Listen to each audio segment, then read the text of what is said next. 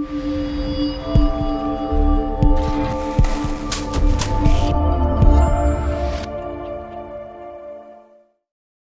you for tuning into this week's edition of Stop, Look, and Listen. I'm your host, LaTroy Gardner. This week, we have a special guest, someone that I have a pretty long history with. He's the entertainment manager of Cold Turkey Management. He's also been the A&R of Big Cat Records. Okay. And the co-owner of RBM Studios. We have Kimathi Olenja. How you doing, brother? I'm doing fine, man. I'm doing fine. How are you? Thank you for having me. Doing well. Absolutely. Yeah, it's been a minute. I think it was homecoming at Battery Creek 2019. We saw each other for the first time in we did. Almost 20 years. Absolutely. That was a nice homecoming too. Oh, yes, it was. Yeah. That was my first one in a long time. Yeah, it was. I think that was it maybe the one before that? Is that when they started doing the tailgate? It was 2019, the first. But anyway, it was a great homecoming. Great homecoming. So I'm glad I made it. Yeah, so we'll tap into how we know each other a little bit further in the interview. But just describe to the audience the characteristics that embody KO. Or Kimathi Olenja? Well, I mean, I'm a community person. Okay, I'm a tribal person in a sense, and what that means is I work with teams to accomplish goals. Right. I'm not a one-man show. I'm not as they say, self-made. I'm more community-made, and I think it's important to say that. If there's one thing you can say about me is that I believe in the collective in order to accomplish things. So that really embodies me. I'm also a manager, okay? So I have a lot of experience in orchestrating teams and helping us accomplish those goals. So, that's what I'll say about me, first and foremost. Okay, yes, so we see the Cold Turkey in the background. Just talk about the company. When did it get started? What do you represent, and what did you quit Cold Turkey in order to come up with it? See, Cold Turkey Management was founded in 2019. Okay. I've had other businesses, but Cold Turkey Management was founded in 2019. And in terms of what did I quit Cold Turkey, I have a history of analyzing situations, and if they don't serve me well, I stop it. Right. So it's kind of the way I am in business. It's also the way I am with my health, etc. So when people ask me, what did I quit Cold Turkey? I mean, I don't drink. I don't know. I don't eat meat. But it's more about stopping the things that hold us back, whatever it may be. Okay, whether it's bad business practices, it's all about stopping the things that hold us back in order to achieve our goals. So that's really what Cold Turkey Management is about. I bring that belief and that value with my management skills. We're stopping all processes that don't serve us well, and immediately and moving on to those that do. So that's what Cold Turkey Management is about. Now, on a more practical level, Cold Turkey Management handles entertainment management. That means putting together events, running staff associated with events, production management, entertainment management, artist management, marketing management. So all things management is what we do in and out the entertainment industry. Okay, nice. So just like speak on the journey, because you mentioned that you have been involved in other businesses and managing other projects. So just speak on some of the dues that you paid and the journey to get from where you started to where you are now. Okay. First, let me say I'm still growing and in my process, and the journey still continues. I always like to remind everybody around me that regardless of our past accomplishments, we're still staying focused on the next one. I got my start at entertainment on a professional level as an A&R and an intern for Big Cat Records. And that's back when I was in college. And with my mentor, Melvin Mailman Breeden, okay? He's a very accomplished executive producer in so many different realms, from everything from Dr. Dre to Gucci Mane. So he's one of my mentors. So I did get my start professionally there. Before then, as you know, we always had a love for music. We were performers and writers all through high school and college. So, you know, my love started for music and entertainment way before then. Right. But aside from the Big Cat Records, fast forward to now, I do have tons of management experience, even on a corporate level, okay? We handled entertainment divisions for companies like Enterprise, Rent-A-Car or Enterprise Holdings. We did management for them for years. And then up till now, introducing esports. That's a big part of what I do now. Video gaming, esports production. I handle productions in and out of that. Yeah, just talk about the boom in esports, and especially like with everyone in quarantine and staying home, like how that continues to enhance that industry's profile. Well, you know, I got involved in esports back in 2019, courtesy of my mentor, one of my mentors again, Melvin. And before then, I was handling productions on, let's say, single release parties, concerts, strictly music. I was asked to handle productions on events surrounding a festival called DreamHack. Mm-hmm. And it was DreamHack Atlanta. Little did I know, I mean, it was a huge festival. 70,000 people came to Atlanta, all for video gaming.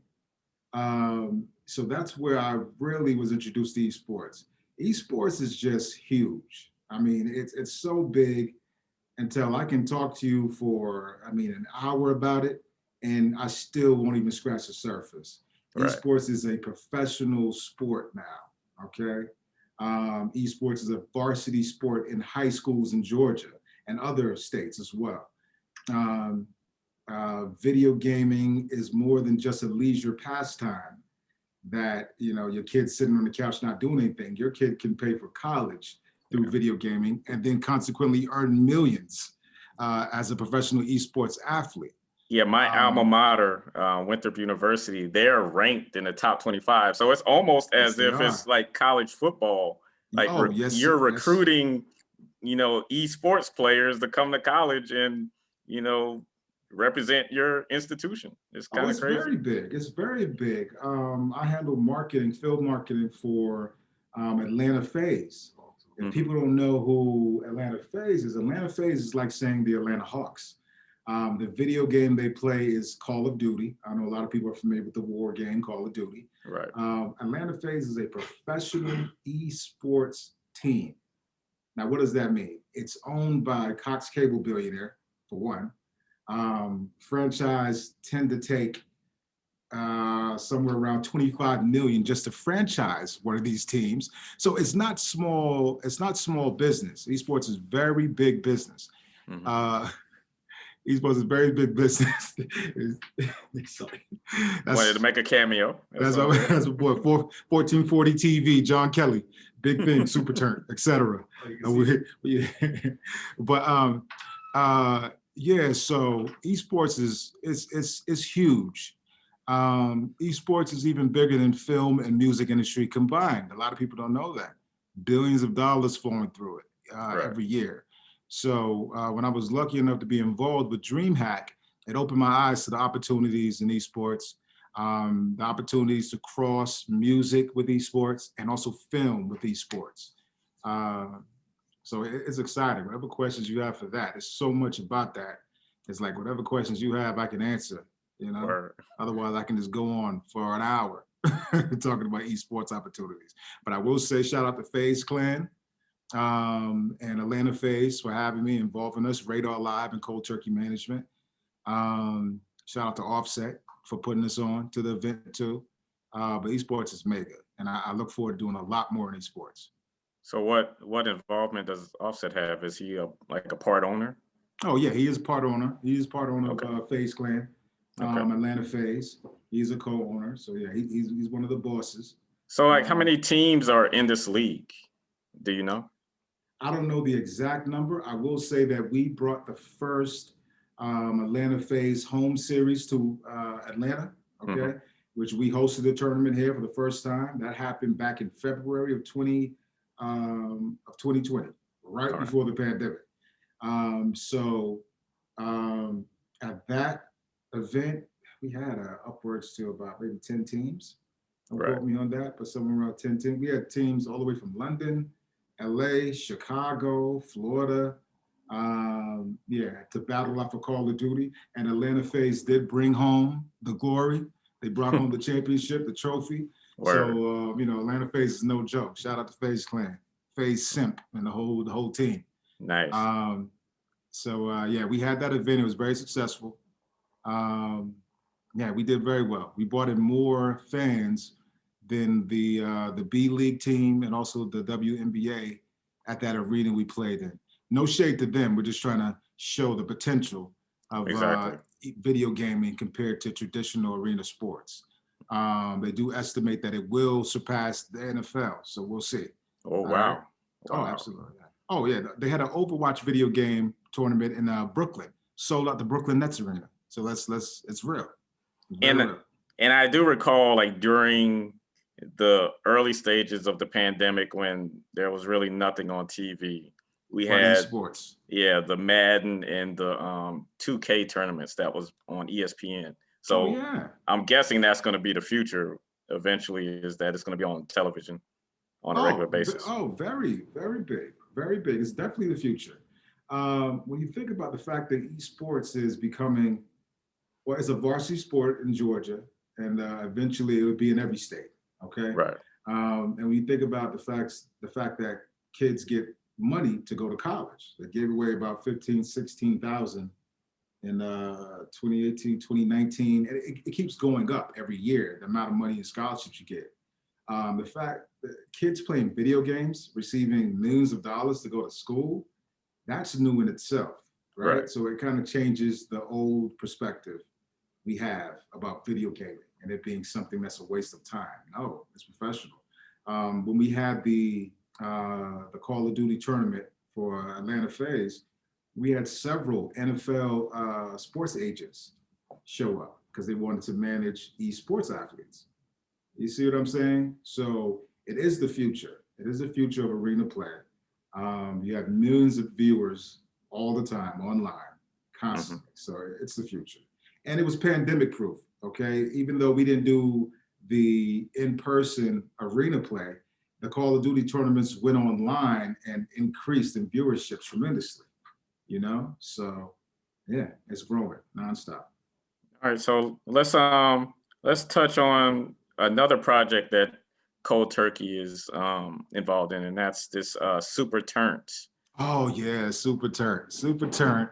That's my boy John, who just left. He's part of the Super Turnt team. He actually shot a significant amount of the first Turnt.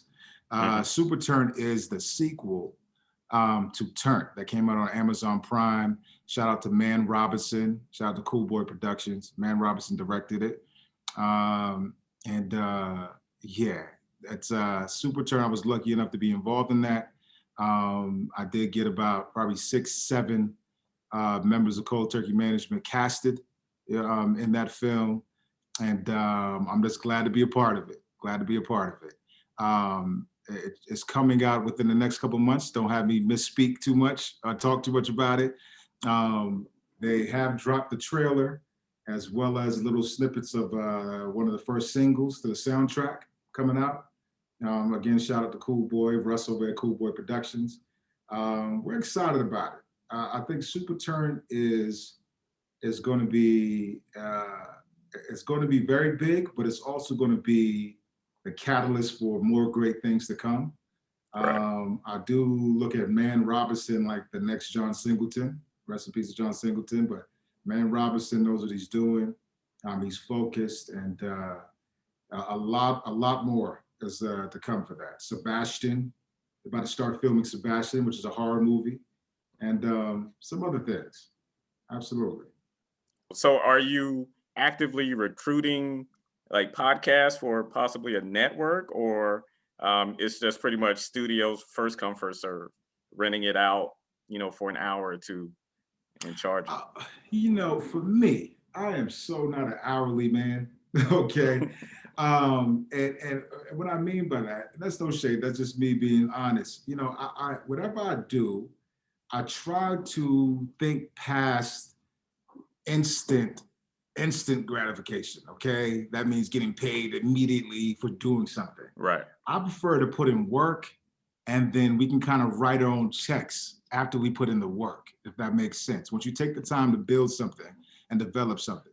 So my interest with starting a podcast studio was to develop shows and podcasts, so that we can eventually partner with networks and have them license them. Okay. So, there are some people, for the most part, it's a private podcast studio, but I will support my network. That means if I have people in my network who need podcast space to help them reach their goals, I do that. But for the most part, the podcast studio is for the shows we have lined up. It's going to be video and podcasts. Okay. So it is for the projects we're working on. I'm working on about three main podcasts. And I'll give you a couple. I'll tell you a couple of them. Okay. Little teasers. We have one called Call Me Daddy, okay, which is about single dads and parenting, okay? Okay. So that's one. I have something coming out called Hip Hop Translator, where I bring music influencers on and we dissect and talk about what people are saying in their music, translate it and see if it's worth a damn, if it makes sense, okay? We also have the Rotten Dirty podcast, featuring my brother Radar, who you're familiar with.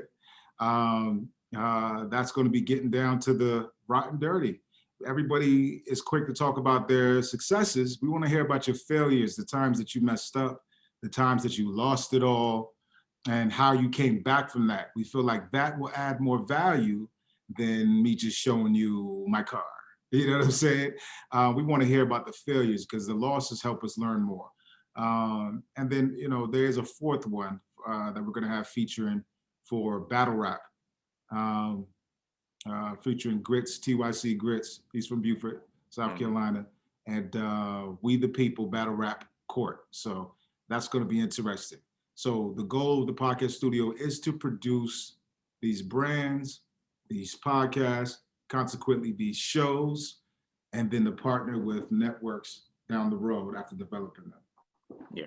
That's sort of the same trajectory that we've been on with GOB Radio Network. It's like Nipsey, rest in peace, has always said, it's a marathon. Like, I mean, a lot of people expect, podcast industry to be the new hustle, and they can get in and, have that instant gratification in a couple months. But, once they see that it's way more to it than that, a lot of work. They lose faith. So yeah, I agree with you. Oh, we build it. We're not afraid to build something from scratch, and we build it with intent and with a purpose behind it and with goals. So that's how we accomplish it. We're not in it for the short haul. We're in it for the marathon, as you say. Exactly. So let's tap into the A&R, Big Cat Records. Talk to me about some of the artists you work with. Oh, now Big Cat Records. Well, of course, Big Cat Records is really when we pushed Gucci Mane. Okay, right. That's really where Gucci Mane came out of Big Cat Records. I was A&R for Big Cat Records at that time. I'm still currently an A&R with Big Cat Records, even though we're not releasing anything right now. Mm-hmm. There are a couple projects I can't quite speak on as of yet. I didn't get the green light on. Okay. And it's more so about the Big Cat Records legacy. Okay. So I can't speak too much on that right now. There are some projects. As you know, Big Cat has been laying low for a while, and there will be a comeback, but we need to let the ink dry first on that. Okay? Which is perfectly fine, because I was going to steer the conversation in a direction of just like your philosophy on a lot of A&Ring and where the music industry is heading. So, I mean, that's perfectly fine. But just could you at least give us like your history, like some of the notable work that you've done in the A&R field before we tap into that? Oh, I mean, well, I was an A&R for Big Cat Records during the time, when Gucci Mane was still on Big Cat Records. Right now, we're facilitating a lot of the anniversary and legacy pieces, okay? It will involve film. I don't want to talk too much about that. I can't right now. It will involve installation into certain museums. I don't want to talk about that too much right now because I'm literally taking those meetings, okay? So for us, Big Cat Records is more so our legacy piece, right? Right. I have Cold Turkey Management. Melvin Breeden has Radar Live. He's the CEO of Big Cat Records also. So when you see me post Radar Live, that's essentially Big Cat Records family, all right? So we talk about current acts of Radar Live, everything from Canton Jones, okay, who's like the gospel, the Jay-Z of gospel right now. London on the Tracks. Everybody knows London, and we got London on the Tracks. Amongst other people. In terms of getting production credits, I mean, the Big Cat / Radar Live imprint is on so many different things. Cold Turkey Management and Radar Live, I have management contracts with them. I help manage their artists, still do A&R work for Radar Live. So just to make it clear, Big Cat Records is like the company, that's like our legacy piece. That's where all of us started. Businesses have branched out of Big Cat Records. I even consider Cold Turkey Management as one of the branches that came from Big Cat Records. I consider Radar Live as one of the branches that came out of Big Cat Records. So the things we do on the Big Cat Records are mainly legacy pieces. And then most of the current things we're doing now are under our separate companies. If that makes sense. All right. So for those that are unfamiliar with the title A&R, just describe the role of an A&R. A&R does everything from finding talent to developing artists. Okay, artists and repertoire. It's basically keeping your eye out for the next hot thing, but also nurturing that through the whole process. Okay, and it's about staying fresh and just looking for that it factor. So that's really what you want to do as an A&R. Cold Turkey has A&Rs as well. Because we are searching out talent, whether it's actors, painters, rap artists, singers, DJs. So if a company is working in the entertainment industry, having a good A&R is so key. And it's basically having an eye for talent and knowing how to develop it. Okay. So is it easier to work with someone that doesn't necessarily have the talent, but has the it factor, or someone that's a musical savant, but doesn't really have good media training, or they're like totally afraid of being on social media out of the response they're going to get from all of the clout chasers and haters? Well, there's nothing easy about artist management or being an A&R.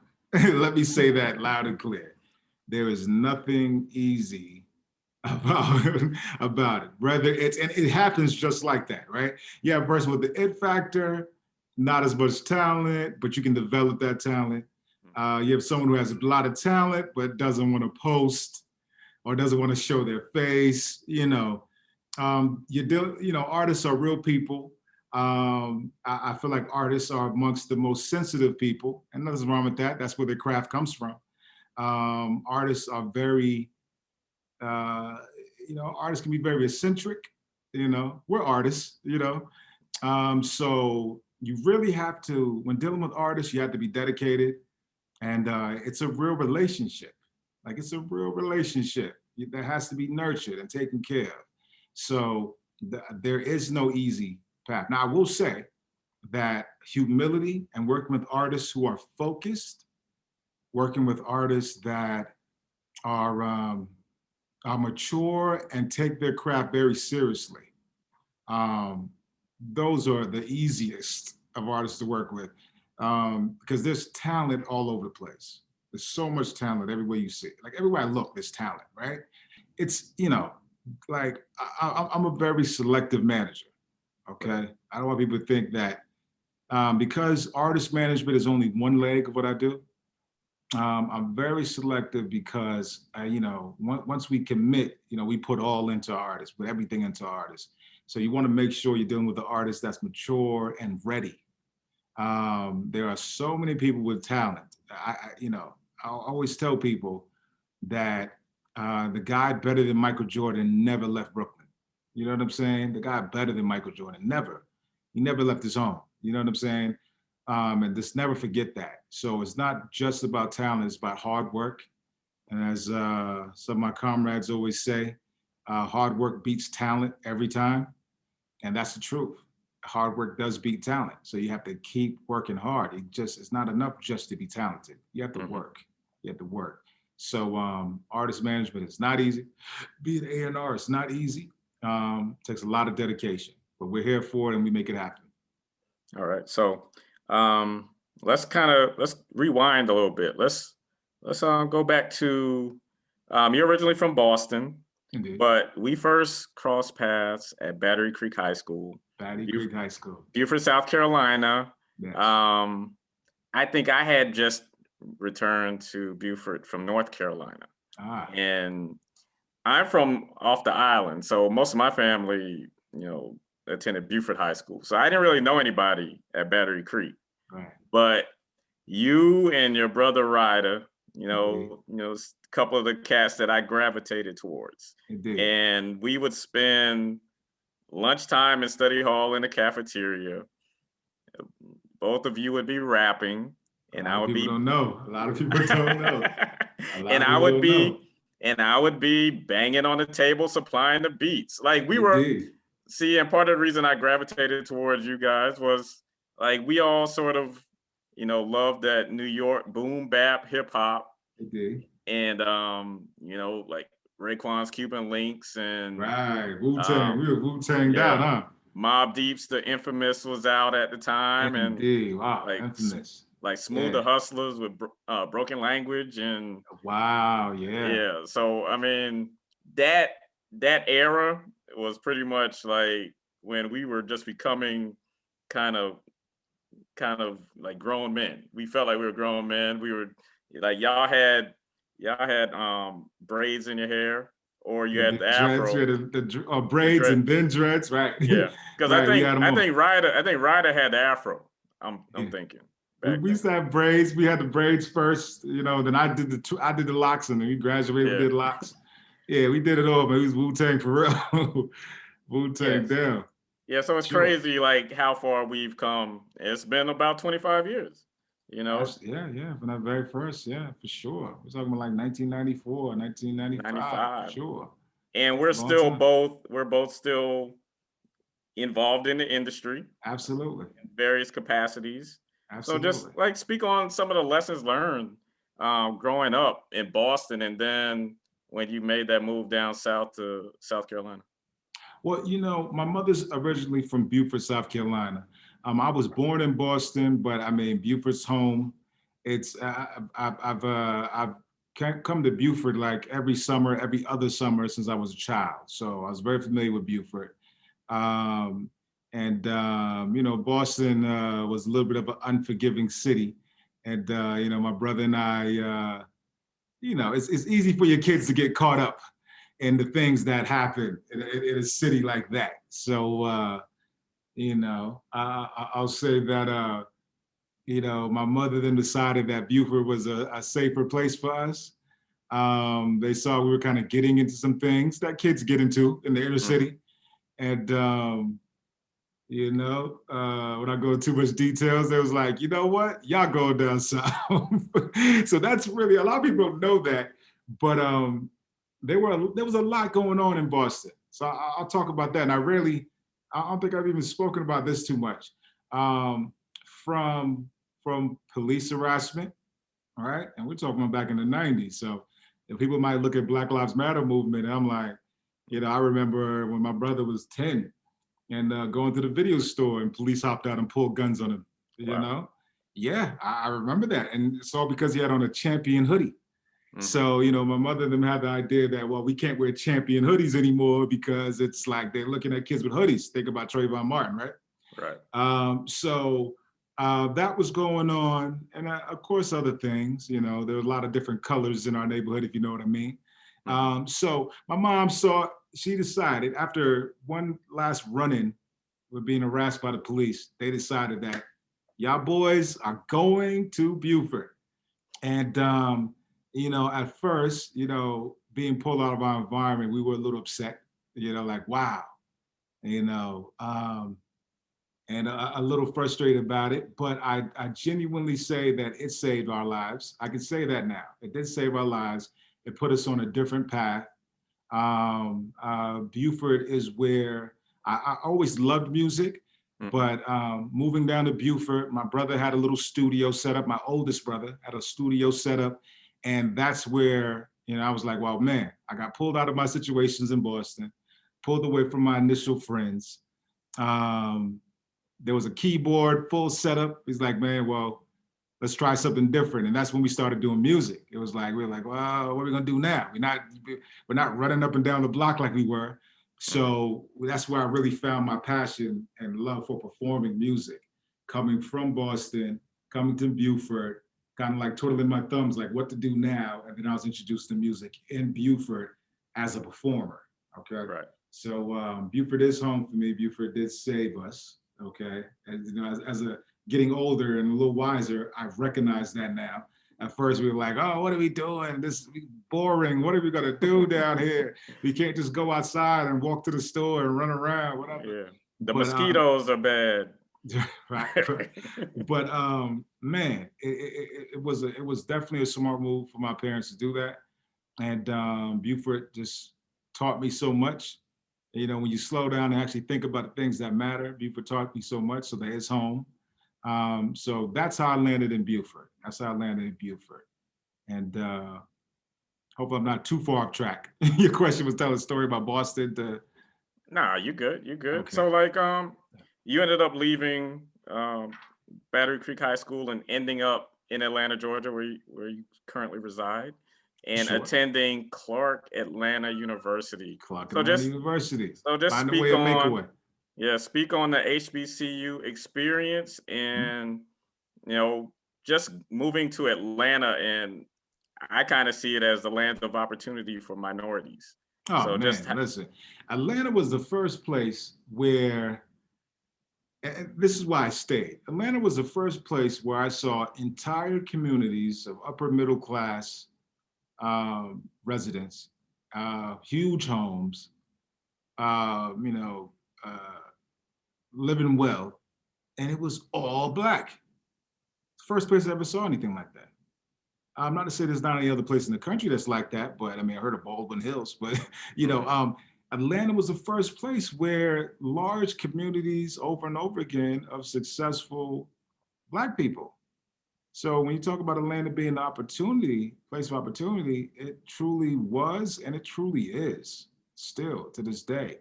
When I think about what I do professionally and where I would live, you know, people may think about New York or LA. And of course, these cities serve their purposes, right? I mean, we're going to New York in about a week. It serves purpose. But Atlanta's a major hub for entertainment. Atlanta is a city that provides a lot of opportunities for Black people. So, you know, people used to call it a Mecca, you know, back in the day when I first came there. And it still is. When we see the rise in film, right? We talk about the tax breaks that were awarded to Atlanta, 5, 6, 7 years ago, that made the film industry almost move to Atlanta completely. Okay, it's no longer just Black Hollywood, it's just Hollywood. Okay, Marvel movies, last 2, Fast and the Furious, Black Panther, all that, and endless Netflix films and Amazon Prime. So Atlanta, especially in regards to entertainment, I mean, there's no other place I would move right now for what I do. This is it for me at this time. Okay, nice. So a little more about Clark Atlanta. You mentioned Clark Atlanta University. Definitely. Shout out to Clark Atlanta. I promise you, almost every production or every entertainment circle I go into, I'll probably find somebody from an HBCU. I'll definitely find somebody from an HBCU, and probably even Clark Atlanta. Clark Atlanta definitely set me up for success in so many different ways. A lot of the entertainment industry is ran by people from HBCUs, so shout out to that. And so I'm proud of that. And as we say, going to an HBCU like Clark Atlanta, it was the first time where we as a people were not an afterthought. It's like everybody was just, it's like you're just a person on that campus because everybody was Black. So it was like, what else, versus how we're often, portrayed outside in other places. Clark Atlanta, everybody was Black. So if you acted silly, you're just a silly person. It wasn't because you're Black or nothing, So I do cherish that HBCU experience. It was the first. It's like our own tiny country. Okay, so I just want to shout that out. Okay, good. So before we close, feel free to plug anything you need to plug, whether it's Cold Turkey, some of the projects on the horizon, and if you still have gas in that tank, listen, man, bless us with listen, with man, a freestyle. You're gonna have to wait for the. All right, well, let me say this. Well, first of all, no, I ain't gonna spit that fire right now. They might see K9 because you think about K9. My rap name was K9. They don't know about that. They don't know about K9 right now. My investors, but I will say that for one, shout out to. I always got to shout out Super Turn because we're so close in that coming out. So shout out to Super Turn, okay? Super Turn coming out. I do have John Kelly over there. I'm putting him on blast real quick. John Kelly from 1440 TV. He's in the building. Super Turn will be coming out soon. And John Kelly, Man Robinson, Cool Whip Productions, those guys are doing some great things. Tory Art, the guys are doing some great things. Metro Wealth Studios. Has a very big future in Atlanta. Yes. Very big future in Atlanta. And as they know, Cold Turkey Management is there for whatever they need me to assist with. I'm here for it. So shout out to Super Turn. And that will be coming out shortly. From Cold Turkey Management standpoint, I just want to say that we're not just esports. We're not just film and TV. We're also music as well. So we are a three-legged horse, okay? And so from on the movie side, shout out to Super Turn, that's coming out. Esports, we will be developing quite a few esports programs, okay, and training facilities, and across the country, but more importantly, near home. That's the most I'll speak about that right now because there's a lot of things on the table. We will be introducing esports to children, training them, preparing them, helping them understand that there are endless job opportunities in esports. There are opportunities for esports athletes, and there's tons of scholarship money for gaming, okay? So we do plan to enrich communities, educating people about esports. So that's very, very big.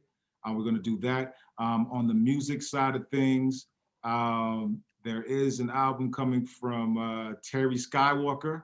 If you don't know him now, you will know him. He's owner of a very big club up here, and he owns the Bonfire franchise, Bonfire ATL franchise. If you live in Atlanta, you know what Bonfire ATL is.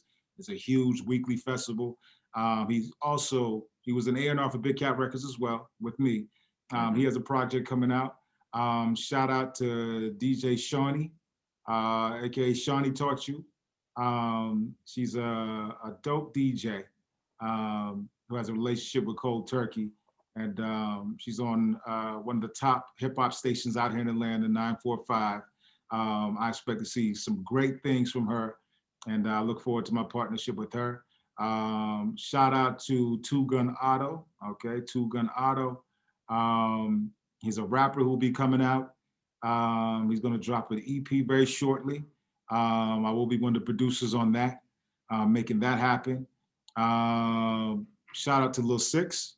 Lil Six is a Radar Live artist who'll be coming out shortly. He's dropping out an EP. And shout out to the whole Radar Live family, 4 and J, London on the track. Like, Canton Jones, shout out to the whole Radar Live, Leica, the whole Radar Live family. They're doing some big things, and I plan to help them facilitate that as well. But, you know, 2021 is looking great. There are a lot of things on the table. You know, I tend to not speak about too many things while they're in creation mode, as we know, like the old folks say. You know, tell it when you come home in the evening, right. Or, you know, so there are a lot of things on the table. I like to really show the work versus just talk about them. So you will see a lot of different things coming out with Cold Turkey Management in 2021 and with all our partners. Some exciting stuff too. New technology, new filming technology, all right, which is the reason why we're going to New York. It's going to be it's going to enhance live performances as well as change the way films are shot going forward. So there's so much on the table. You know, I'd rather just show you guys. You guys just watch for the campaigns. We will roll out campaigns promoting these things. That's the Buford way. That's the Buford way. Absolutely. Like, don't talk about it, be about it. For sure. We got some things coming up for Buford too. Trust me. We just can't talk about it yet. We got some things coming up for Buford. We did not forget about Buford. All right. For sure. Yes, sir. All right. So Kimathi Olenja, longtime friend. Absolutely. 25 years. Like Absolutely. I said, we were just some teenage boys in the cafeteria that loved hip hop and was entertaining each other and the masses around us. And now, let me just say, black don't crack either, man. You're looking just like you did in high school, brother. I know, right? Yeah. You know, I grew a beard finally. Other than that, you know what I'm saying? Yeah. For sure, man. It's good to see you. Good to see you too. So, for Stop, Look, and Listen, this is LaTroy Gardner. See you next week. Peace and blessings. All right. Peace out. Thank you for checking us out on YouTube. Be sure to subscribe for more great content. And don't forget to check us out on social media at GOB Radio Network.